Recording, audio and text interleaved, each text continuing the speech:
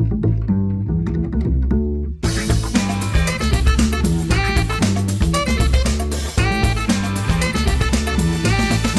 right. Well, hello everybody in the Fox Cities, and hello everybody in the new audience with the Political Voices Network. How are you? This is a first official episode that's going to be simulcast, I guess, for lack of a better term. It's going to go up from 2 to 4 p.m. on the Political Voices Network. So if you ever missed the show, want to go back, and you'd rather get a video version of what's going on instead of the strictly audio version available on WHBY.com on the WHBY app, or anywhere where you get podcasts, you can officially go to the Political Voices YouTube channel or politicalvoices.com.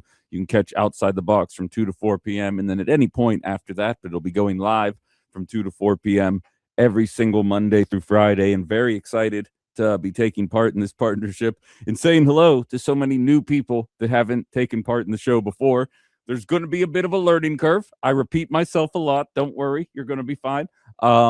And you'll catch on to how this goes as well. So I'll just state this early on. And to those of you that are listening locally, you may hear me repeat some things that you know like the back of your hand at this point, but I'm going to try and kind of balance these two audiences here for a while as I kind of get used to what the new routine is going to be.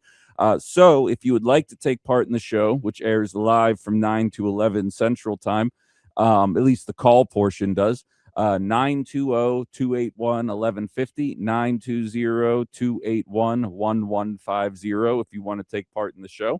There's also a way you can email me. You can just click the big blue email Ben Cominos button right on the Outside the Box page. All that's available. So hopefully you guys start taking part in the show as you get a little more comfortable with it here. Now, back to your regular scheduled programming.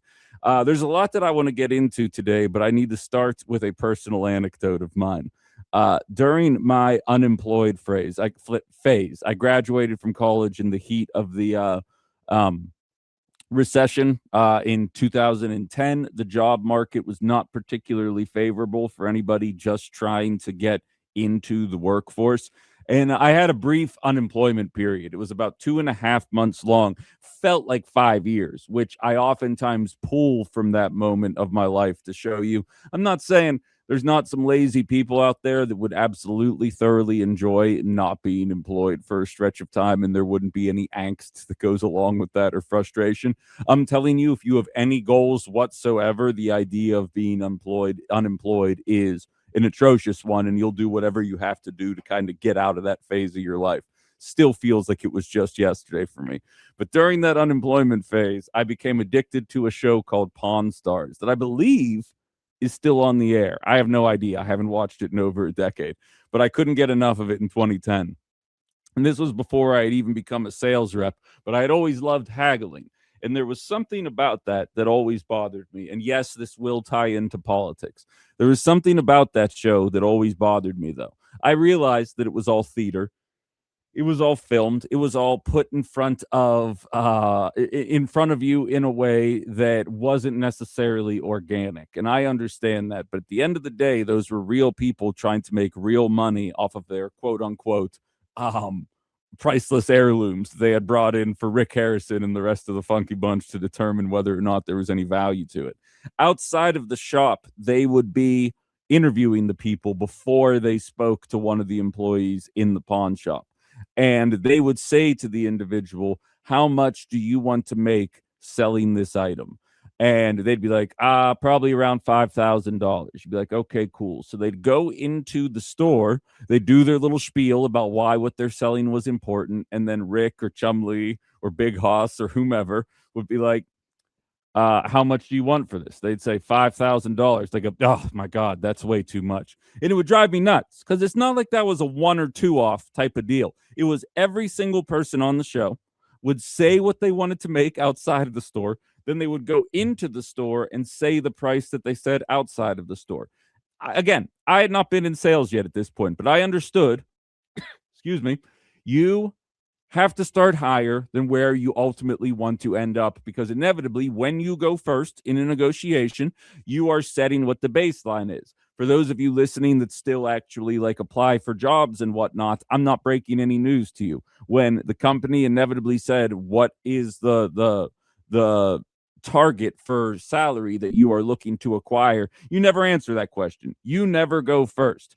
You let them kind of set the standard within their own company over time. You have to have creative ways to talk about it, or if money's not the only thing that matters to you, you can kind of pivot into time off or work-life balance or whatever the situation may be. There's thousands of ways to get around it, but you never want to go first in a negotiation. That's kind of sales 101, when it's all said and done. What does this have to do with politics, you ask? Well, we are currently embroiled in the middle of a government shutdown. The Democrats are effectively shutting down the government in the name of trying to get concessions out of ICE, because what we have been dealing with realistically for the entirety of the Trump term, but moreover for the last 2 or 3 months, is just not sustainable in the opinion of the overwhelming majority of the American public. And you can count this talk show host as a member of that American public that is disgusted with the way that they have been operating for the last forever. Um, but the reason I bring up Pawn Stars, and I'm going to, we all know the list, but I'm going to read the list in a second here. But the Democrats have come across with a list of 10 things that they want to see ICE do. Those 10 things are now being portrayed as radical left, even though in reality, it's very common sense things that realistically every other federal agency adheres to, and ICE has been operating with impunity for the last several months. Cannot stress enough, murdered 2 Americans, then labeled those Americans as domestic terrorists. Then the information came out about how the murders happened, and ICE shut the hell up really quick. They also shot a man through the door, and it turns out that they said, well, our ICE agents were attacked with brooms and shovels, which also turned out to be made up. It's almost like every single time these guys do anything, they're actually just making it up. It's easier for me to find times where they're telling it's more difficult for me, I should say, to find times when they are telling the truth versus when they are just making stuff up and hoping that no one calls them on it. They know they have 28% of the American public that will never call them out on it. So Democrats shut the government down, essentially saying they want targeted enforcement. DHS officers cannot enter private property without a judicial warrant, like every other operation. No masks. Much like every other federal operation, you're going to have your face showing when you do those things. I got into a fairly calm conversation, but it made me pretty frustrated last week with an individual who essentially said that Alex Preddy should not have gone to the protest in order to avoid being murdered, being held down by 7 ICE agents and murdered in cold blood in the middle of the streets. To which I asked him, why was Kyle Rittenhouse able to walk then? To which he said the people were attacking with the gun. And I was like, right, but the police officers, they let him walk home, and then they tried him. They gave him his due process, and he was able to walk away from it eventually. Why is it that the police officers not wearing masks saw a kid with an AR-15 or whatever gun that was kill 3 people and did not immediately gun that guy down, but 7 masked ICE agents surround Alex Preddy, pin him to the ground, remove his weapon from his holster for him, meaning that the weapon was never being used or a threat in any way to the ICE officers, and then shoot him in the back of the head while he was pinned down? Why is it that the police officers not wearing masks seem to operate like there would be repercussions for their actions, but the ICE agents wearing masks are operating with impunity? No masks is a basic ask. Require ID. DHS officers conducting immigration enforcement to display their agency, unique ID number, and last name. Protect sensitive locations. Prohibit funds from being used to conduct enforcement near schools, medical facilities, childcare facilities, churches, polling places, courts, etc. Don Lemon right now is pleading not guilty, not 100% sure how, is pleading not guilty to a protest that took place inside a church because the pastor was working alongside ICE. If you actually believe what you practice, this crap shouldn't be happening near churches or schools. Stop racial profiling. Physically impossible for ICE to exist without racial profiling. Uphold use of force standards. Ensure state and local coordination and oversight. Build safeguards into the system. Body cameras for accountability. No paramilitary police. Those are the 10 asks that people are looking for here. And of course, the right wing is portraying this as the radical left is at it again, when in reality, those are 10 completely common asks that are exhibited across countless federal agencies that should immediately be signed off on. However, in true democratic fashion, they started here. This is a reasonable concluding point. Don't get me wrong. Abolish the hell out of ICE. I'm done with them. Replace them with something else. I don't have any need for ICE existing in my life anymore. They do not have the capacity to behave in the appropriate way one would expect an American federal agency to behave, at least domestically, and they shouldn't exist anymore. But I understand that that's a more fringe element there. Or is it? This is where Democrats decided to start. I want to now play a clip of Wajahat Ali. He is the host of a podcast called The Left Hook. It's available on Substack and the Democracy-ish podcast. He is speaking with Hakeem Jeffries, Senate Minority Leader. And this kind of highlights to me the Democratic Party in a nutshell, because you'll never convince me that they want to eliminate ICE. They just want ICE to be nicer when they do it. Maybe slap a BLM sticker on there and call it a day while they're pinning pregnant mothers to the ground, while they're zip tying naked children, while Republicans continue to pretend to care about grooming and child safety. It turns out only if trans people are involved. If it's white people, well, then, you know, maybe these kids need to learn how to not talk to strangers or whatever your logic is. I'll let you guys figure that one out on your own.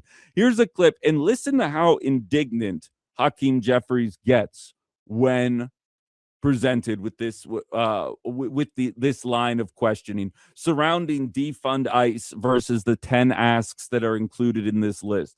Because it says to me that he's not expecting any kind of pushback from within the party. And when you look at the polling data on ICE, well, you know what? Mr. Ali does a great job of highlighting exactly what the polling data reflects and how quickly the polling data has ended up reflecting this. Give this a listen. With impunity. Representative, may I? Yes. I'm going to give you some numbers. Just today, it came out that ICE is using $38 billion to convert warehouses into camps. I'm going to call them concentration camps. Your colleague, Representative Raskin, went to one. I call them just happy yesterday camps. In Maryland, and said there were 60 people cramped like sardines in one room who only had access to one toilet. 65% of people taken by ICE had no convictions. That's from the Cato Institute, a right-wing institute. ICE has killed 8 people this year alone that we know of. 2 of them, Renee Nicole Good and Alex Pretty. The latest polls came out this week, AP polls. Over 60% of Americans now disapprove of ICE. That means in 3 weeks, it's gone from 30% to 60%. Now, if I may, I'm going to be a bit blunt here. Leaders lead. And what we've seen is people are impressionable. If you lead on something, people will follow. It seems the wind is behind your back for the first time ever. ICE has a history. CPP has a history of terrorizing Black and brown communities. People are asking themselves, why are we, our taxpayer dollars, paying for masked, lawless men to terrorize our communities, kidnap people, take children, and kill Americans? So I ask you, and I'm doing a following up to Joy, because I want an answer to this. You said you want to rein in ICE.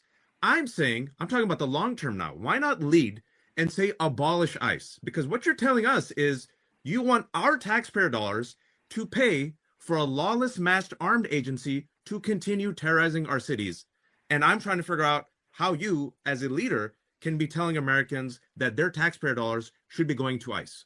I don't understand anything that you just said. I spoke English. I don't understand anything that you've just said to me when I've made clear that taxpayer dollars should be used to make life more affordable for the American people, not brutalize or kill them. That's the whole reason we're in this fight right now. That's the whole reason the DHS is getting ready to shut down. That's the whole reason ICE. why you agree with me, Joy? Abolish ICE. That is listen. I'm going to use the language that I want to use. You can use the language that you want to use. And the language that I'm using right now relates to these type of bold, meaningful, dramatic changes that are designed to save lives right now in communities that look like the ones that I represent.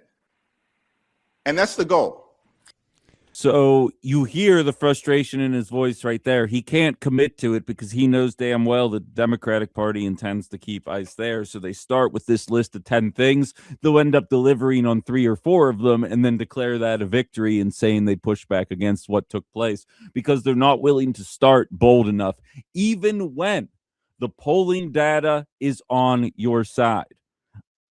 Over 60% of people that see the Renee Good video see the video through the lens that the ICE agent was at fault.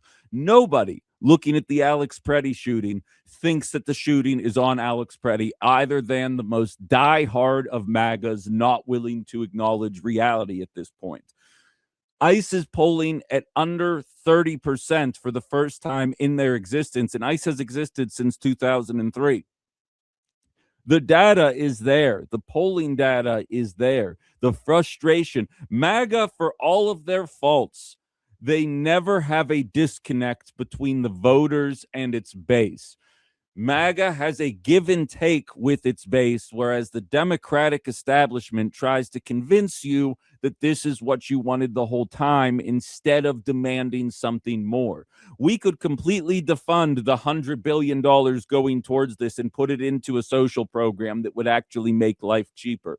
Hakeem Jeffries is doing the thing that a lot of liberals are doing. They're jumping on the Bernie bandwagon 10 years later. Oh, it turns out the oligarchy was real. Oh, it turns out that we are being taken advantage of by all these companies. Who could have thunk it except anybody paying attention? The Democrats might get a few concessions here. And as Jerry highlights, it's not just federal agencies, but all state and local law enforcement agencies as well all operate within the rules that are being laid out here based on these 10 asks that are coming through the government as of right now, which, by the way, as of 9/26, as we're recording this, there's been next to no movement on trying to find a negotiation with the right and the conservatives and the Democrats. I do not see that coming to a conclusion anytime soon because, again, their base, the MAGA base, is still 80% on board with the mass Gestapo. Director of ICE Todd Lyons' words, not mine. The mass Gestapo murdering people and operating with impunity. But by and large, if you want to win a purple state, if Tom Tiffany hopes to have a single ounce of a capability to walk away with a win in November, they're going to have to start legislating against ICE in some kind of meaningful way. Brian says, voting third party, can't the Democrats see the point? Are they trying to lose? I honestly, it does feel to me, and I've said this before, and for those of you that are hearing the show for the first time, please understand that it is my perspective that the Democrats are in power to preserve a status quo that is unacceptable. The Republican Party then takes that status quo and just obliterates it, just makes it so much worse. And then the Democrats show up and say, okay, I hope you learned your lesson. Now we're going to maintain this new, even worse status quo. And if you don't vote for us again, we're only going to get worse. It seems like it's a race to the bottom, and both parties are trying to run while promising as little as they physically can to their voter bases. And unfortunately, it seems like it's worked for a very long time. I was watching Fox News yesterday. If you can't tell by my voice, it's a little shaky today. I've been recovering from an ailment. I am feeling better than I was over the weekend, but it's still a little touch and go right now. I was bouncing back and forth during the prime time, like, early Sunday morning, seeing what all the different shows were talking about.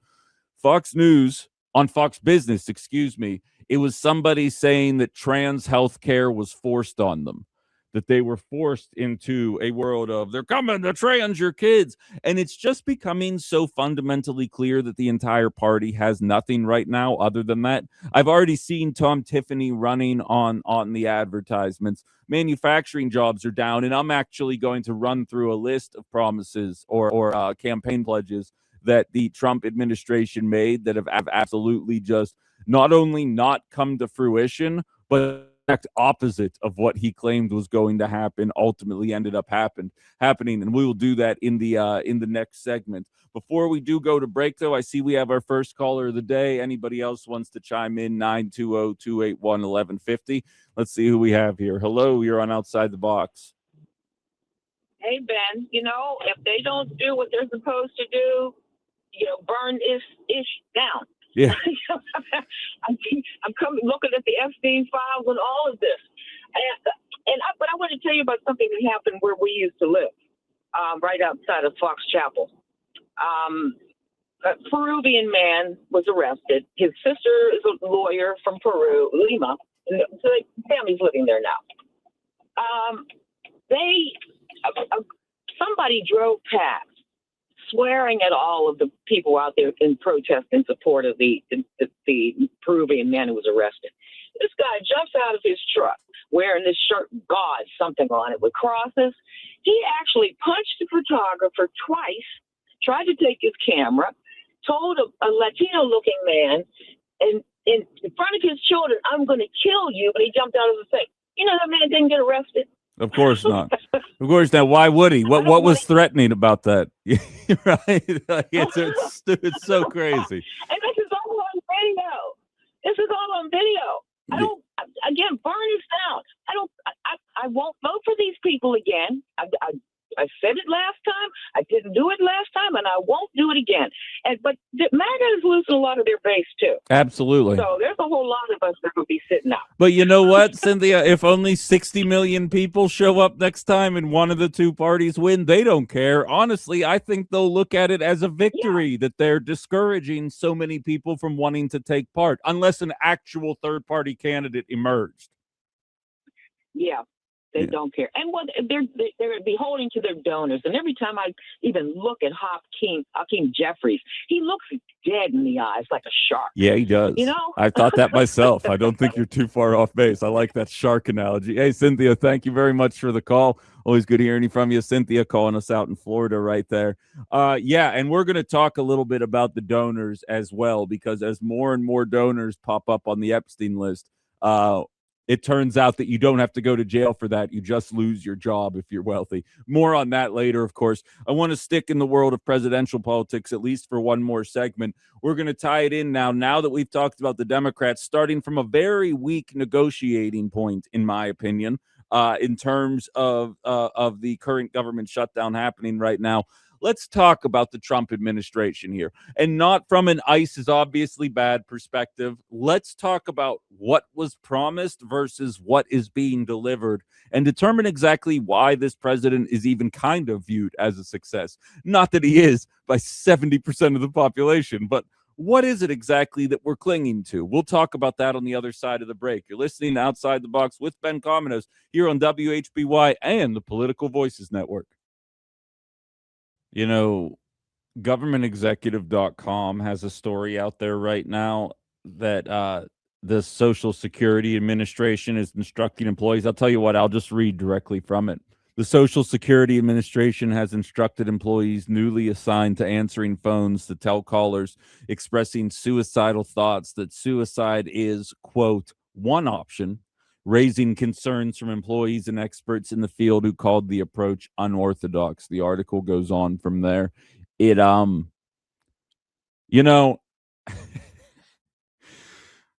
that kind of sums up the last segment we had in a nutshell here. The Republican Social Security message is going to be literally kill yourself. So, not an exaggeration. I'm reading directly from the thing. You got a problem with it? Talk to the president. Not a Ben Cominos problem.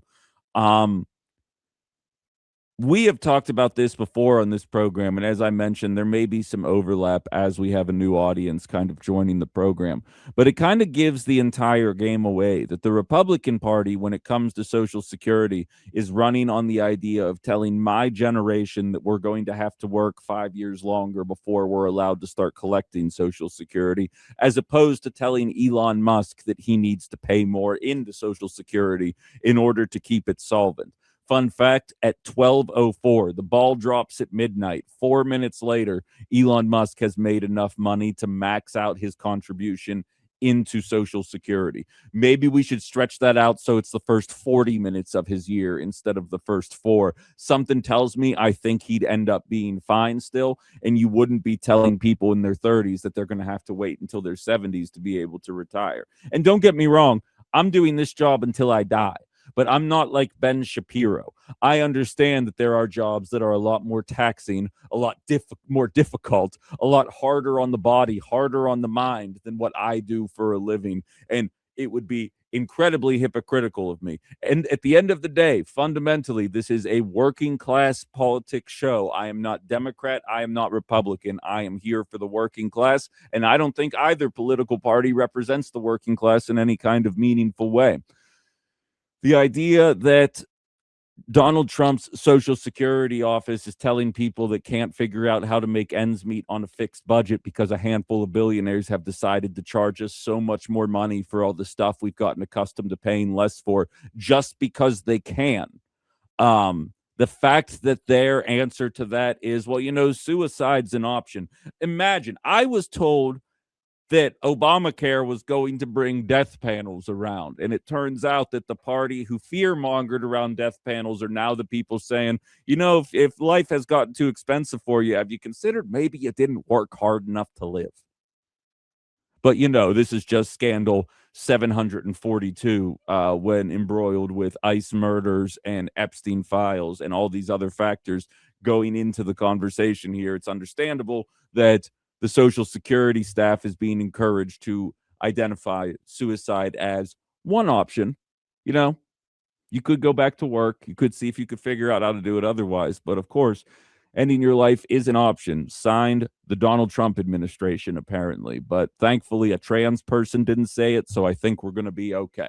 Speaking of the Trump administration, he said he was going to create jobs. We're averaging 15,000 jobs a month since he took office. Joe Biden was at 100,000 per month in 2024. So no matter how much they try to, the Democrats left us a mess. The fact is, jobs are being created and now they're not. And actually, if you go back into the 90s, that is a trend that tends to oscillate the exact way you think it would over the course of whether or not there's a Republican or Democrat in office. Trump said he was going to drill, but the number of oil rigs in operation dropped to a 4-year low in 2025. Want to remind everyone, and this goes to show you that narratives are nonsense. Joe Biden in 2023 and in 2024 set records for oil and gas drilling. And they couldn't brag about it because liberals allegedly are the ones that believe in climate change. Donald Trump is now handicapping that. Of course, his supporters are going to pretend that it is better than ever, when in reality it is less than what Joe Biden was doing in 23 or 24, which, from a climate change perspective, is actually a good thing.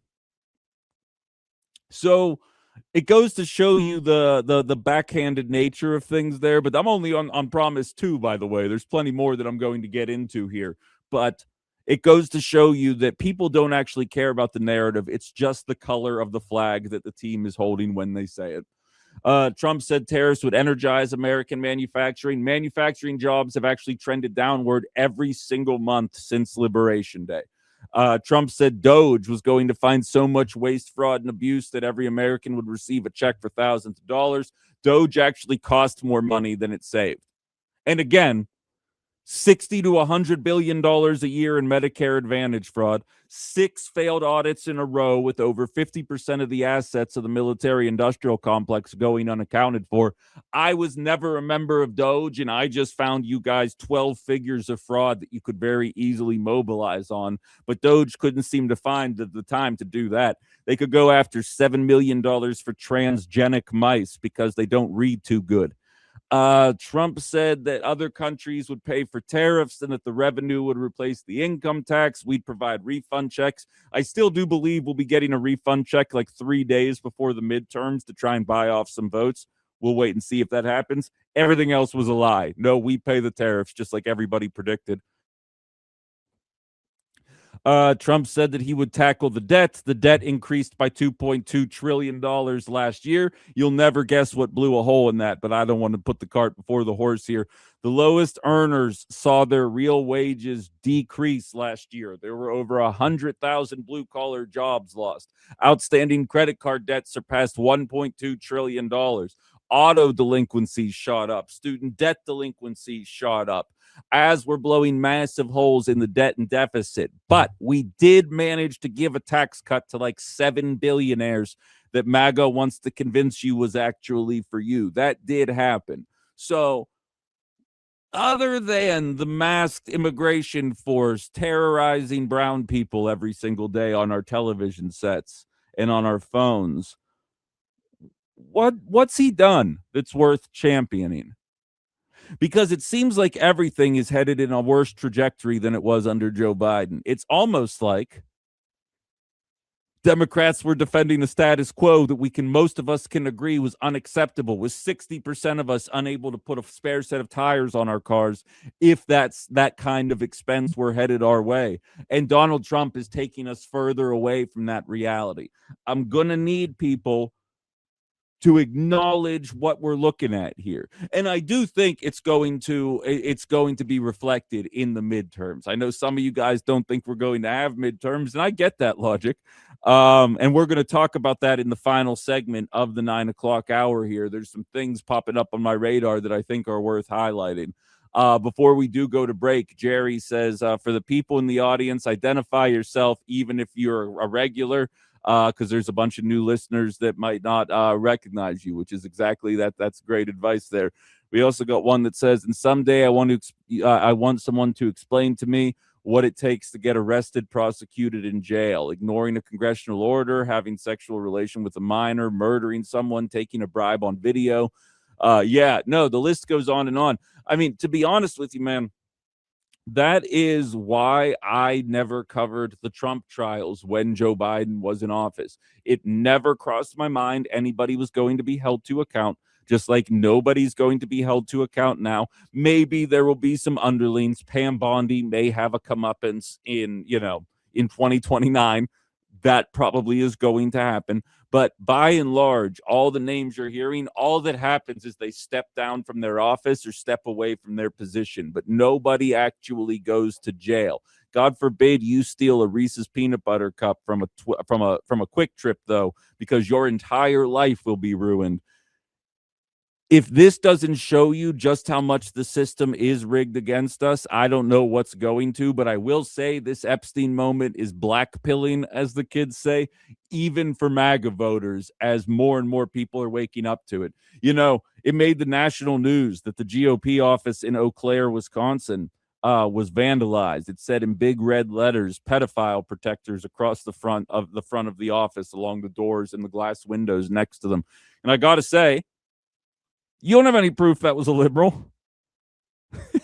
You don't know. There's plenty of people mad across the spectrum about what was taking place. It could have been a liberal. It just as easily could have been a QAnon supporter or anywhere in between.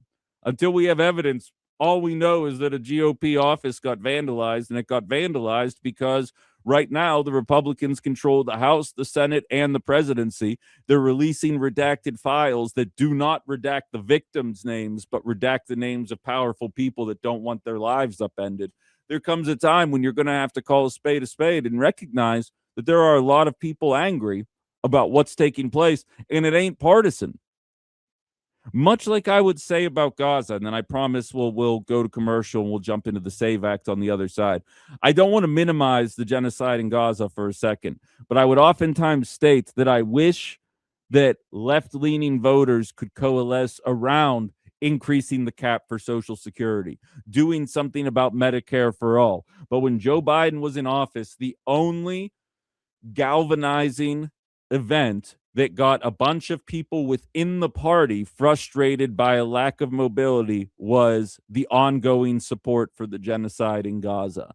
And then you flash forward to the Republican Party, and you wish that Republicans passing yet another bout of trickle-down economics for the pro-billionaire crowd would be the thing that woke people up.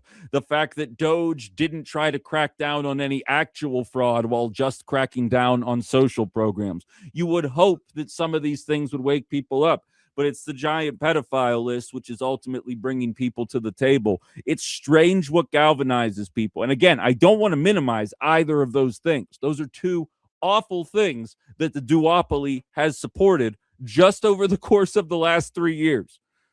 And I wish that we could all wake up to some of the more impactful day-to-day decisions that are a little bit more mundane that this show is oftentimes about. Like, I wish that got us onto the streets more. It's a strange reality to be dealing with here. Will we see people held to account for this list? I doubt it. I think they're going to partisan politics their way right out the front door. We can talk more about that in the next segment, but I'm going to get to break here and we'll be back. Outside the Box, WHBY. All right, we've only got a couple minutes here to wrap this all up before we call it a first hour. Go if you didn't get a chance to listen to any of the show last week, you basically can pick a day, and at one point or another, I'm talking about the SAVE Act, and more importantly, or more relevant to my life, I should say, I am talking about my experience trying to get a passport when you don't have one, and then trying to get a birth certificate because your dad lost it. And what I went through and the weeks, if not months long process. And a handful of you guys actually shared your experiences during the program as well, which, by the way, before I get into that, I do want to say KG out in Houston said, if one of those bribes or rather tariff dividends shows up in my mailbox this fall, I'll blank electronically. It censors cusses, and I couldn't even begin to speculate what cuss you meant to say there. I'll blank electronically, put the paper check in the bottom of one of the bird cages, and vote against every R on my ballot. You very well may. I'll probably take the check and spend it on something frivolous, and then also not vote for this platform either because I find it to be rather distasteful. Justin says the funniest Reddit comment on the Republican office vandalism, which was spray painted pedophile protectors, was, I'm unsure if this is vandalism or the latest campaign slogan, which objectively, that's funny. And you know what? Fox News is having fun with the Epstein list as well, but not in the same kind of way I like to do it. If there's time, I'll jump into that a little bit in the 10 o'clock hour. But we only have 5 minutes, and I need to stay focused. I'm trying to laser focus this show now that it's carried on Political Voices Network as well. I'm trying to lose the ADD, although the ADD is what makes this show what it is. So I can't guarantee that I'll ever stop just completely tangenting for no reason, but I'm going to try at the very least to cut back on that.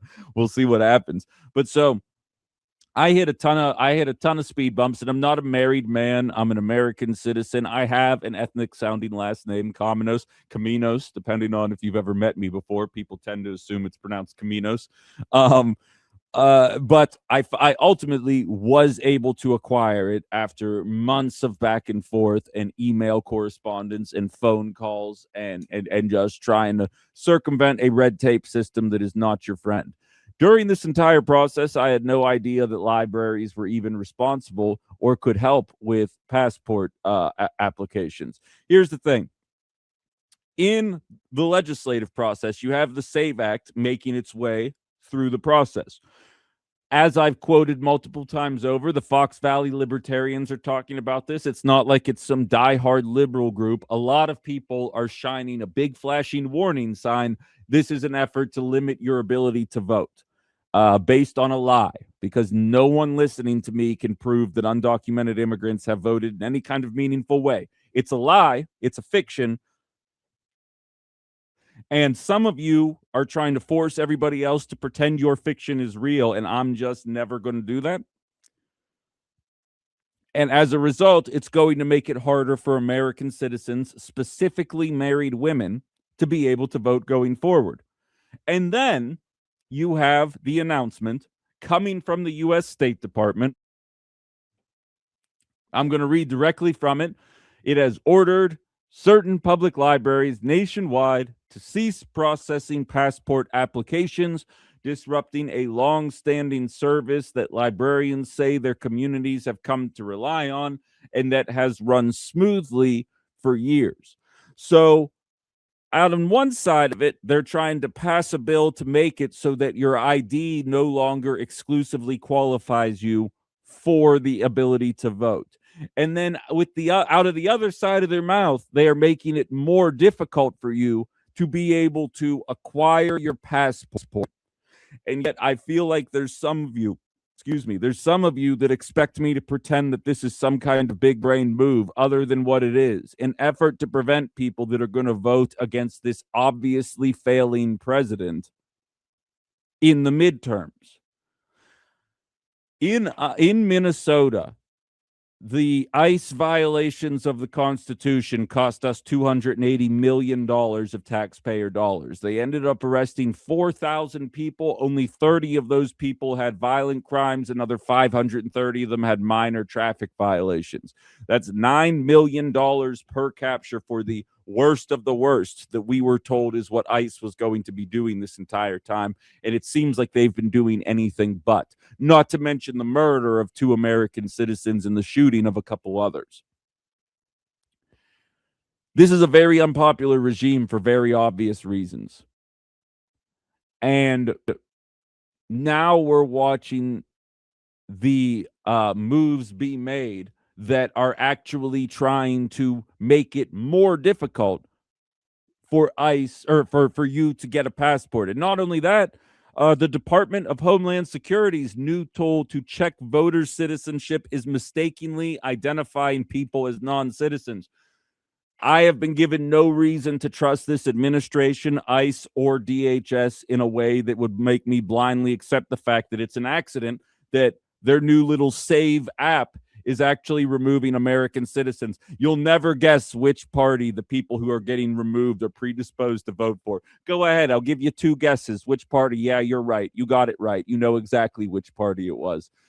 I am not an alarmist when it comes to election rigging and election fraud. This White House knows that this administration sucks, and they are making the moves to try and stop it. If any Democrat votes for the SAVE Act, they should lose their job before the midterms. We have to go to break. Top of the hour news, CBS Newsmax, and we'll continue this conversation on the other side of that. You're listening to Outside the Box with Ben Cominos here on WHBY and the Political Voices Network. All right, we're back. Ben Cominos, Outside the Box, WHBY, Political Voices Network as well. Outside the Box is brought to you by Roush Plumbing and Remodeling, the plumbing and remodeling company that Appleton, Wisconsin depends on. Missed an opportunity to go to lunch with Tim on Friday. I was not feeling well. Feeling a little bit better on Monday here. Talk about a waste. It was a beautiful weekend, and beautiful by Wisconsin measures, by the way. It was like 39 degrees, but after dealing with so much negatives and just extreme colds and whatnot, 39, it's a balmy 39, you know what I mean? If you're just joining us, it is the first edition of Outside the Box that is going to be simulcast with Political Voices Network. We'll see how long that lasts. Somehow I found a way in the first 10 minutes of the show, in a world where masked federal agents are shooting Americans and there's efforts to make it more difficult to vote and the economy is collapsing all around us. I was able to do the first segment to highlight the weak and feckless leadership of the Democratic Party. And by the way, weak is not my own word. In polling data, it shows that within the Democratic Party, weak is used to describe Democrats about 70% of the time. It's funny. You see all of these abysmal polling numbers for the Democratic Party, and places like Fox News or right-leaning circles will try and convince you that's because the country has just shifted so far to the right. And what's hilarious to me, because nobody uses words appropriately anymore. When people say the Democratic Party is too liberal, a lot of people assume that that means that people think it's too far to the left, when in reality, a lot of people, like, I get offended when people call me liberal. And I'm like, no, liberal is like Reagan-era Republican is what liberal means in this stage of the game. When people say Democrats are too liberal, it doesn't mean, I think, what a lot of people think it means. And that's worth highlighting here. But so we covered access to voting polls, being able to physically vote, as well as what the Democrats are asking for, what the Democrats are asking to happen to ICE, and of course talked about a dozen or so different promises that Donald Trump ran on that a little over a year in, the exact opposite of what he said would be taking place is ultimately taking place. Of course, MAGA is nowhere to be found in terms of condemning what's happening there. So We got a couple of text messages going into the break. First of all, KG out in Houston, which to the new listeners, KG prefers to remain anonymous, so I'm just assuming that it's Kevin Garnett has been interacting with my show this entire time. It's a prestigious show, you know what I mean? So it could be Kevin Garnett. It says, can confirm about birth certificates. My original got lost and I was applying to get an official copy from another state. It took me over a year. Good thing I wasn't in a hurry. I was in a very similar boat. If you asked the dude that I went to Thailand with a couple weeks ago how long it took me to get my passport, he'd tell you years. Now, I was not actually going through the process for those years, but I would start the process, realize what a headache it was, and I was like, you know what? I'm not doing this year anyway. I am not going through this right now. That's how cumbersome the entire process felt. And that we're talking about to have the basic opportunity to vote. And again, MAGA, I'm only taking you seriously if you can provide me with 10 examples of what you're saying is happening in order for me to actually put any ounce of validity into the claims. Prove to me that undocumented immigrants have voted in any meaningful way. 30 examples since 2004. Prove to me there's a need for this. Otherwise, it is just in the name of voter suppression, because the Republican Party knows that this administration is absolutely hated, that nothing is getting better. 72% of voters age 18 to 44 say this is a trash administration right now. I got to say, millennials will be this century's world's greatest generation, much like the greatest generation of their era, because we are the first generation ever to not trend more rightward as we get older. And you know what's funny? And then I promise I'll get back on track. That's always been the conventional wisdom, right? You age, you get older, you veer more to the right, you become more Republican as you get older. No, what happens is you actually accumulate more wealth, you have more stuff, and then once you realize that the system is so incomprehensibly broken that nothing you do will fix it, you end up turning inward and saying, okay, well, I'm just going to make sure that me and mine are protected and everybody else be damned. And that's what ultimately trends towards the rightward progression. Millennials are the first generation that per capita aren't seeing the same kind of wealth accumulation that the generations that came before them did. And Gen Z is absolutely going to follow suit as well. And it's funny because then that is resulting in people turning more towards I hesitate to use this word because people use socialism in a way that I don't think is particularly accurate, but it's why people are trending more socialist. It's why people are looking at tax the rich politics through a new lens, because they know trickle down has not resulted in any kind of gains for them. Hell, I played sound of Scott Galloway on Friday. I don't remember what show he was on. Piers Morgan. Talking about how unpopular this administration is. Here he is on the bleeping Bulwark talking to Tim Miller, who I cannot stand, because again, I think there's a lot of liberals out there cosplaying as Bernie bros right now because they know what's popular. Listen to this admission from Jeb Bush's former campaign manager about where the economy is today based on nothing else other than Jeff Bezos's wealth over the last decade. 23 billion when he bought the Post in 2013 or 14, whatever that was. So 10 years later, right now, I just Googled, he's worth 240 billion. That is enough to, between you turning me into an economic boycotter and that stat, I'm about to go full Bernie over here. All right, and I worked for Jeb Bush. That's insane. Obviously, built a great company. Deserves to earn profits off of Amazon. It's product people use, but that to think that he was at 23 billion, then he's at 240 now, without really anything put back into the society or the community that people feel good about. That is a pitchfork type anecdote for me. People aren't buying the rhetoric anymore, and I think it's worth highlighting. It's about time, as far as I'm concerned, but they're not buying it anymore, and I think this White House knows that they're not buying it. It's why they're trying to run on trans panic again in a time when no one cares, but 70% of the population doesn't care, or they care, but not enough to ignore what ICE is doing. Excuse me. DHS has expanded its effort to identify Americans. I'm reading directly from the DHS website. Expanded its efforts to identify Americans who oppose immigrations and ICE enforcement or in customs enforcement. Hi, how are you?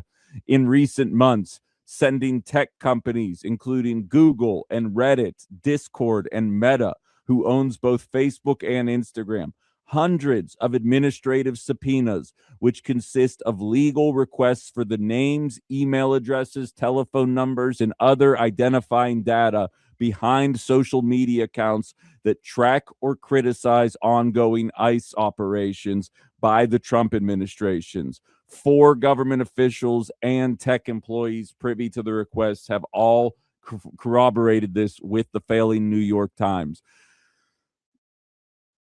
Yeah, I'm one of those accounts.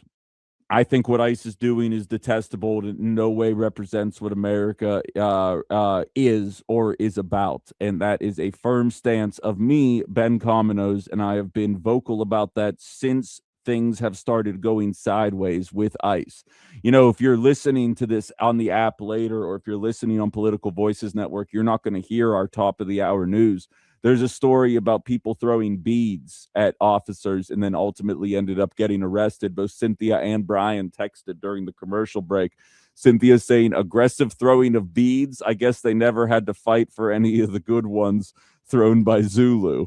And Brian says bead throwing will get you into trouble. Lies, murder, coercion, and swindling are okay.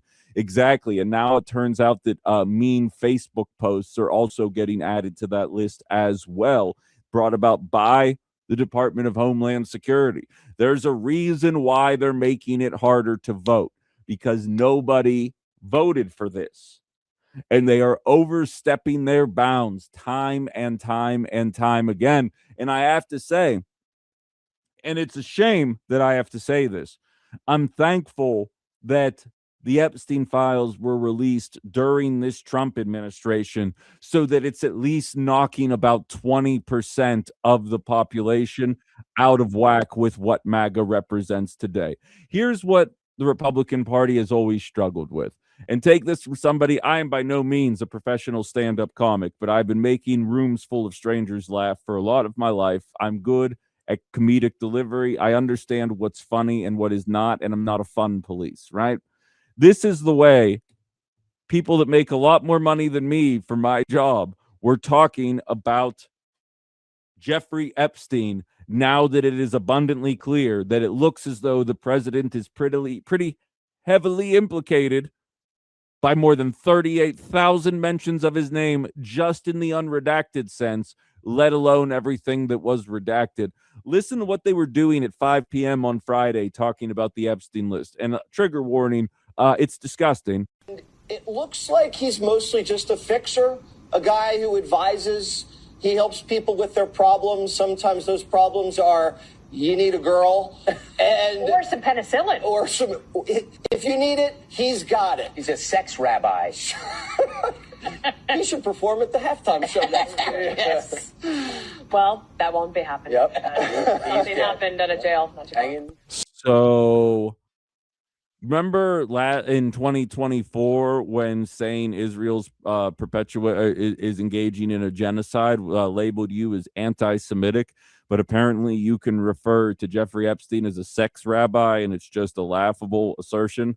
This is the way that right-wing media, legacy right-wing media, is talking about what is going on with Jeffrey Epstein right now. And for the record, just take this from a nonpartisan here, someone who quite frankly can't stand either political party. You got to get better at what humor is. You cannot be making comments about the people who survived Jeffrey Epstein. It's absolutely disgusting. If you want to have fun with the Jeffrey Epstein conversation, you make fun of the woman who doesn't even want to talk about it. She'd rather talk about the Dow. How many of Epstein's co-conspirators have you indicted? How many perpetrators are you even? The Dow right now is over 50,000. I don't know why you're laughing. That's what we should be talking about. The Dow right now. S&P at almost 7,000. The American people need to know this. Need to know how is the Dow. Let me address the survivors, because that's How is the down? All right. Shout out to Zach Jacobson on Instagram who put that together. That's how you mock what's going on right now. You don't mock the people that have gone through one of the worst experiences of their life. You mock the people who are trying to cover said worst experience up, aka Pam Bondi. That's the appropriate way to do this. And what sucks is that it's not even just the legacy media, the mainstream media that is working overtime. Because let's be real, if you're under the age of 60, there's a high likelihood that you're not watching Fox, CNN, or MSNBC, unless, of course, you're like me and you're watching almost exclusively for criticism purposes. But let's say that you are a younger person that gets your information from the new media, which I'm part of that group. I read your Ken Klippensteins. I read your Matt Stollers. I go to Lever News. I go to Common Dreams. I also read Axios and Garden, and I'll go to The Guardian, rather, and I'll go to CNN, MSNBC, CNBC, Fox, because they have large networks, and you need to be able to find info somewhere, and it's on the people who have my job to parse through that to the best of their ability and find the real information. This is what it sounds like in the world of new media on the right. Let's go with somebody that is very recognizable in the world of right-wing media, Alex Jones. I'm now going to read what he wrote over the weekend. Kaboom. Just in, AG Pam Bondi just unleashed the full Epstein files under the Transparency Act. All 3.5 million pages dropped, reactions justified only for redactions justified only for victims, and high-profile names exposed with zero cover-ups for embarrassment or politics. No record withheld or redacted based on the embarrassment, reputational harm, or political sensitivity to any official, public figure, or foreign dignitary. This is the important part. This backfired bigly on the left. Powerful Dems like Bill Clinton, parentheses, mentioned 1,193 times, and others busted, while fake smears against Trump called out as BS. Vindication for Trump. Okay, thank you very much, Alex. Now let's look at Gunther Eagleman. Just in, AG Pam Bondi has unleashed the full Epstein files under the Transparency Act. All 3.5 million pages dropped, redactions justified only for the victims, and high-profile names exposed, with zero cover-ups for embarrassment or politics. No records withheld or redacted based on embarrassment, reputational harm, or political sensitivity to any official, public figure, or foreign dignitary. This is the important part here that I want you to recognize. This backfired bigly on the left. Powerful Dems like Bill Clinton, parentheses, mentioned 1,193 times, and others busted, while fake smears against Trump called out as BS. Vindication for Trump. Now, you be forgiven for thinking that I just read the exact same tweet 2 times in a row, but in fact, I basically did, but it was coming from 2 different sources, because clearly the talking points have been handed out. Hopefully, though, I'm sure I don't have a third example of that. Anyway, here's Eric Doherty breaking. Breaking, AG Pam Bondi just announced the DOJ has released all Epstein files under the Epstein Files Transparency Act, has justified redaction, and listed high-profile names that appear in the files. No records were withheld or redacted on the basis of embarrassment, reputational harm, or political sensitivity, including any government official, public figure, or foreign dignitary. Epstein has backfired on the left. Multiple powerful Democrats have been exposed, and Trump has been vindicated. You know, right-wingers, in an effort to try and circumvent the fake news media, it seems like you guys could quite possibly be creating the most state-run media surface that I've ever seen in my entire life, or interface, I should say, in my entire life. I'm not sitting here pretending that there isn't message coordination within MSNBC and CNN, but what's interesting about being an actual leftist, not a Democrat, a leftist, is that people like me exist within the Democratic Party. And I'm hopeful that people can see what's happening right in front of their face with that thing. And they can see that while they're distracting, trying to convince you that this Epstein list isn't that big of a deal, they are making an effort to crack down on anybody online who is, quote unquote, a dissident. And as Justin highlights, Where'd it go? Speaking of going after dissidents, a retiree sent an email to a DHS lawyer expressing his frustration. 0 threats. Agents visited his home and questioned him. I just read about a U.S. Marine who was observing ICE after Preddy's murder. This Marine legally carried a gun on his hip and was actually questioned if he himself was an agent. When the Marine said no, the ICE agents pointed their rifles at him. He was detained, his phone copied without a warrant or unlock needed, and his DNA was taken through a swab. A U.S. Marine who fought for this country, exercising his First and Second Amendment rights. Sorry, not sorry. This ain't happening to me. Which is exactly the attitude that so many people are exhibiting right now. And it's why it's the most frustrating thing. People say, why are Alex Preddy and Renee Good going around recording ICE agents? Why do they feel a need to do that? Because ICE literally lies about everything. And yes, I am using the word literally accurately in this instance. They will tell you something happened. Inevitably, you find out that it was 100% factually inaccurate. And the only reason we find these things out is because there is video evidence. There is a woman, Maria Myanmar, excuse me if I mispronounce that name. I don't have the spelling in front of me here. The woman who was shot 7 times with 5 shots, and the ICE agents were calling her a bleep and B word and bragging about how efficient all of his shots were on an innocent woman. They told you that she rammed ICE with their car, and again, only because of other video evidence highlighting it, that was proven to be 100% factually inaccurate. And then it begs the question, were there not any video evidence? Would she be getting tried right now in some kind of kangaroo court for having committed the crime of being shot by one of the jerks who decided to join ICE?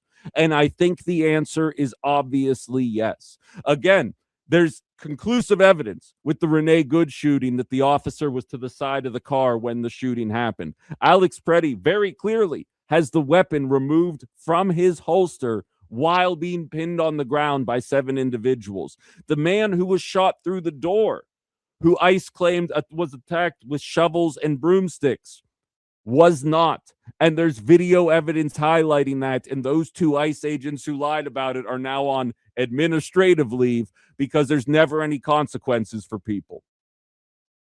Why are people filming it? Why are people protesting it? Because if they didn't, they'd be going full-blown Gestapo. And the fact that the American population, like the people Justin's highlighting in that text right there, are willing to continue to show up despite the intimidation efforts, despite the fact that DHS is now trying to intimidate people on social media from speaking out against what ICE is and what they are doing to the American population. And if you didn't listen to my Monday show last week when I came back from Thailand, outsiders hate us too and are very confused that so many of us are willing to go along with what ICE is doing. Again, smaller percentage than I think foreigners recognize, but the fact that it's not 5% is pretty disgusting.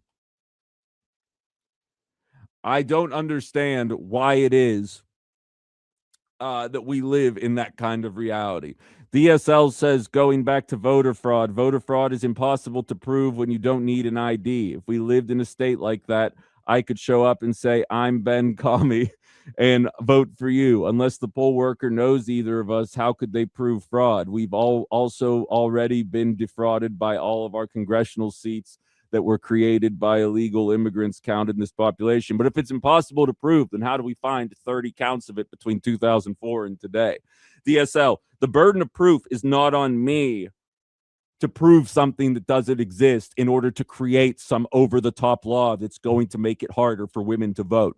If you have evidence of voter fraud in 2020, which you do not, it is on you to prove that it happened to me to get me to go along with some kind of over-the-top authoritarian approach to voting. Again, if the bill were just show your ID to vote, 84% of the American population is on it. Why don't Republicans in Congress want to do that? Because they just want to make it harder to vote, and they're using this made-up stuff that you have clearly bought hook, line, and sinker to bring people along for the ride. I'm not that naive, and I'm not going along for said ride. We have to get to break. When we come back, we're going to put a bow on this entire conversation, tie the whole thing together with some reporting that just recently came out surrounding illegal detainment from these people that apparently we don't need to see any further oversight for, i.e., I'm talking about the members of ICE. And I would like to highlight for the regular listeners of this show, what I am sending the Political Voices Network is a full 2 hours of political talk. So the teases with Haley, unfortunately, are going away. We're going to be talking politics right up to the top of the 11 o'clock hour here locally. So we're going to squeeze a whole hell of a lot more in before we call it a show. So everybody stay right where you are. This is Outside the Box with Ben Cominos here on WHBY and the Political Voices Network. Okay. So, God, I'm still hung up over the whole entire. It's impossible to prove voter fraud without voter ID. Here's the thing, and I see I have a call coming through. 2 calls coming through. I'm going to put one of you on hold here.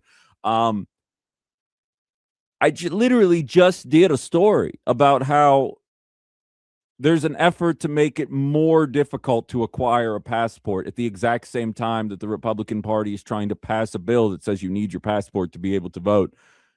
Is that a coincidence? Like, I don't understand what goes on in your guys' world where, like, Pizzagate makes sense and maybe is more true than we all realized. But, like, the GOP trying to pass a bill that makes it harder to vote while also simultaneously making it hard to acquire the paperwork necessary to be able to vote doesn't send off any alarms in your mind. Like, I want to live in that world. It seems like a pleasant world. I don't get the luxury of doing that, though. Hello, you're on Outside the Box.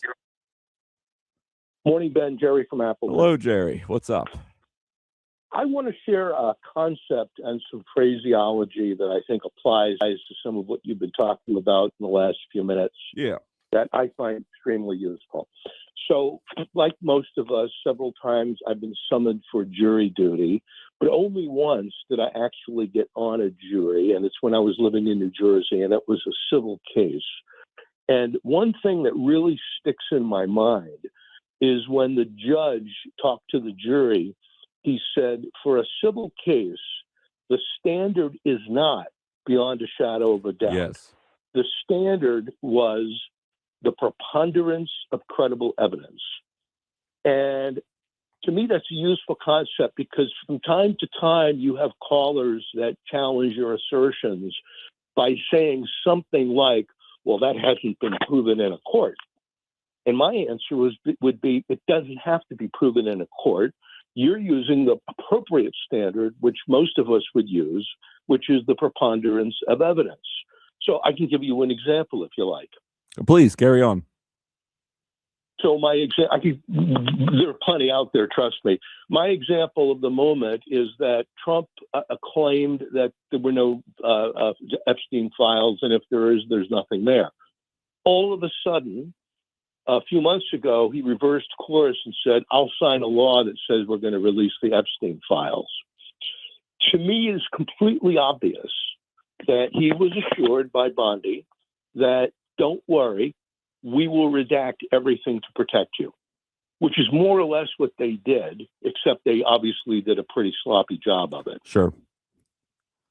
Yeah, I think that's a fair assessment of the matter, and I think it's an important qualifier as well. You know what's very ironic about this, Jerry, is outside the box, I have a movies podcast, Off Topic, and we just saw Mercy with Chris Pratt, and I just, with a former coworker, Eric Balkman, we just had this preponderance of evidence conversation. I was explaining it to him on Wednesday, and it's just very ironic that you're calling in the day and laying it out there that way. And I think it's an important distinction to make because as we're realizing, Jerry, a lot of people don't even really understand the true meaning of what due process is, let alone the court process in general here. And I think that's some good info for the listeners right now. So thank you very much for the call. You're welcome. Thanks. Yeah, take it easy. I think there's a lot to what he said there. And then, of course, there's the court of Ben Cominos' opinion, where I don't actually have any evidence. But I'm like, look, based on all the information I have, this is what I think. As more information is made available, I will adjust accordingly from there. We've had another caller waiting on hold. Anybody else wants to chime in? 920-281-1150. I have to start saying that number more. Maybe I'll tell the people to put it on the screen on Political Voices Network, because I am not going to remember to say it. 920-281-1150. Hello, you're on Outside the Box. Hey, good morning, Ben. Hey, what's up, Ben? Not much. I messaged you on Friday, but I think it was at the end of the show.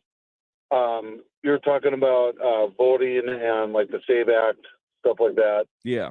And you had a caller call in regarding home births with midwives and not being able to obtain a birth certificate. My third child was born at home in my living room on my couch with midwives, and we were issued a birth certificate for that child by the midwives. So I don't know if that's the way it is everywhere. Sure. But I'm just saying that around here, that was in Kimberly, we were issued a birth certificate for our third child through the midwives. All right, that's definitely some information. Again, I'm never going to be in favor of the birth certificate to vote until any evidence is provided, but that's good info nevertheless, for sure. Yeah, and again, they're a local Appleton midwives too, so I don't want people being discouraged to have home births with midwives out of fear of not being able to get a birth certificate when in fact they were. That could affect local business as well. Absolutely. So just wanted to set the record straight with that. Yeah, no, That's definitely appreciate that. Well, I appreciate the call, Ben. Thank you very much for the info, and I do think that's a fair point there as well. However you see fit to birth that child, and I'm specifically talking to the woman out there, but the women out there, I should say. But that's a decision that you should make with all the information that's available. So that's fair. And Karen does say, I believe that that was Cynthia, and she was talking about her mother, which is a much older scenario. Nothing person, Cynthia. I would never. You're what? You just turned 35, if I remember correctly, right? I would never call anybody old on here, but yes, she did tell that story. I want to say it was on Friday, but it could be on Thursday. For those of you that want to go back and listen, all the audio is available, so go ahead and give that a look. And Jerry says, but for many people, the question is, did midwives provide birth certificates 50, 60 years ago? Yeah, so it seems like you guys are both on the same point there. And again, just to be clear, I was born in 1987. Mom dies in 2010. I do not need a birth certificate for the next 15 years of my life. And then I'm like, okay, I need a birth certificate to get my passport. My dad's like, well, how would I know where that is? I'm like, that's a fair point. That's a fair point. I don't know why I was expecting anything out of that. And then the whole process begins. The process of getting a passport and a birth certificate without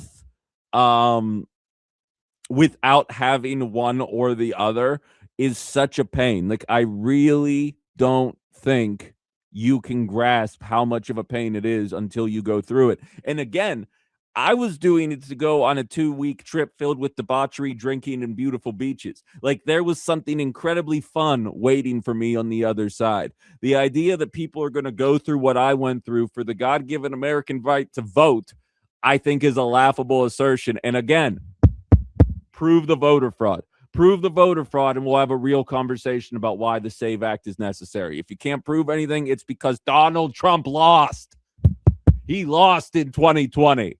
And you're very frustrated because Joe Biden was obviously sundowning, and it shouldn't have been difficult to beat him. Trust me, in 2028, when the election is within the margin of error, despite how trash this administration has been, I will be living in that same sphere. How is it possible that this isn't an obvious blowout? But then you acknowledge the reality when it's all said and done. If Donald Trump just would have put a bleeping mask on, he probably wins in 2020, but he decided to handle it a different way. Cynthia did message. It says, perhaps I wasn't clear. What I said was that a lot of Afro-Cuban and Latino women are afraid to apply for a birth certificate because they don't want ICE breathing down their necks. I talked to my mother Saturday night, and she said because Trump is demanding the voting records from all these states, she doesn't care now if she doesn't get her documents. There's, I'm sure, a lot of people that are funneled into that group. And for the record, I don't like the idea that ICE is buying different warehouses all over the place. A woman set fire to a warehouse just as I was getting off the air on Friday. It's being misreported that stopped the sale and it stopped the construction of this concentration camp. Did I say concentration camp? I meant happy camp. It didn't stop it. It was actually already slated to stop, and that woman was just uninformed about the comings and goings in the business world of her community. But nevertheless, people are feeling a certain way about these kind of things. Cynthia's mom is no different. And again, my social pages are filled with me condemning the actions of ICE pretty regularly. And now DHS is saying we're going to shuffle that information in front of a number of different agencies. I can read the writing on the wall, and I'm not going to sleepwalk into it either. And if that offends MAGA, waka waka. We're going to go to one final break. We'll have a couple minutes on the other side to put a bow on the show. For those of you that are new, don't expect this to be a segment with like a jet skiing squirrel to kind of like cleanse your palate. We play up to the whistle here. We'll be back in just a little bit. You're listening to Outside the Box here on WHBY and Political Voices Network. All right, and just like that, we're back for one final segment of Outside the Box before we call it a Monday. Monday. I mean, it's an exciting Monday for me, but God, Mondays. I remember hating my job on Mondays. I know how that goes. I know that feeling. Sunday scaries were very real with this one. They were motivating, though. They got me going. We've got about 6 minutes left before we're going to call it a show. First show available on Political Voices Network. It'll be available at 2 p.m. You can catch it on YouTube and politicalvoices.com. We're going to share the video across HBY websites as well. I'll know more about where that's going and how that all works as I kind of figure out a workflow here. We got a call and a text, and I have about 5 minutes. I was just going to beat a horse to death, but I'd also love to hear from you as well. Hello, you're on Outside the Box. Hey, this is Brian from Fremont. I just want to make sure that in response to Jerry asking for identification, that I identified myself. But I want to make sure that everybody knows that I'm Brian spelled with an I, and I'm from Fremont, Ohio. After my impassioned speech about Ron Johnson from Wisconsin, I just wanted to make sure that it was an observation from the Buckeye State and not wanting to cause any problems to Brian from Fremont, Wisconsin, about, possibly getting on some detention list subject to an audit or any type of paramilitary intervention at his home. So I just wanted to bring that to In your fact, attention. I don't think anyone named Brian lives in Wisconsin. It's exclusively in Ohio, so they should all go there. They all play for the Bengals. Go bother them. And I understand that very much. I get it. It's one of those moments, Brian. Before I moved out here, a bunch of people were saying, Ben, are you going to use a radio name? And I was like, no, my name's awesome. Of course I'm going to use my real name. I'm second guessing that decision a little bit here and there, but such is life, I suppose. So we'll see where this ultimately ends up going. I got another caller waiting on here, so I'm going to squeeze them in, but that was funny. I appreciate the call. Yeah, take it easy. Let's see who else we got here. Hello, you're on Outside the Box. Morning, Ben. It's Dave. What's up, Dave? Say Trump accidentally has ICE take out the Democratic Supreme Court justices, so he's got a full 9 Republican justices. We can just go back to the original theory of only white male property owners can vote. Yeah, we're not too far removed from that kind of thing, and that's actually how I was intending to finish this entire segment here, was highlighting just how laughable. But I'll do it with you on the phone here. The Heritage Foundation, the people that did Project 2025, the Heritage Foundation has found an average of 2.3 cases of undocumented immigrants voting per year since 1982. And the idea that these guys are trying to use these made up statistics to try and create a new way to do democracy that is inherently less free, I think is a laughable assertion. And the fact that they're expecting people to play ball or pretend they don't know what they're looking at is kind of embarrassing. Oh, so they don't research the number of Republicans in the villages in the Florida elections, where it probably averages about 7 per year. Right. No, exactly. And I appreciate the call, Dave. I think you're on to something there. The report goes on. In 2024, there is just one documented case of non-citizen voting in a federal election. In 2023, there was also only one documented case of non-citizens voting. In 2022, there were 2. This is with the radical left and all of their efforts to allow illegals to steal the election. Are you waking up yet, guys? Prove your point, or don't expect anybody to pretend that the SAVE Act actually is intending to save anything except a floundering Republican administration that is somehow doing worse than a sundowning Joe Biden. Both left-leaning and conservative organizations, including the Heritage Foundation, have consistently found rates of non-citizen voting to be near zero. It is virtually non-existent and a manufactured non-issue. But no, you just don't get it. It's like a super secret operation that liberals have been super tight-lipped about, that the Republican Party cannot produce a shred of evidence to back up in any kind of meaningful way. But trust us, it's happening, and they're coming to trans your kids. They're not just stealing the elections, but they're coming to trans your kids. Don't call me crazy. Pretend that what I'm saying matters. No. Join me in reality every weekday from 8:30 to 11 on WHBY Radio. Again, this episode will be available on Political Voices Network at 2 p.m. today. And, of course, you can download it on the WHBY app. If you're looking for the audio, take it for you on the go. Get it at WHBY or anywhere where you get podcasts, Spotify, Apple Music. The list goes on and on and on. This is going to be a work in progress here, guys, as I figure out how to spin a couple more plates while I'm over here doing it. Absolutely love the interaction, and I'm looking forward to growing the amount of interaction as this show continues to develop with a new audience. Really excited about the path we're on. Haley is in the building. She'll be on next, getting into all the great Fox Valley content we've come to know and love her for. So stick around for that, and we'll be back on Tuesday. You're listening Outside the Box with Ben Cominos here on WHBY and the Political Voices Network.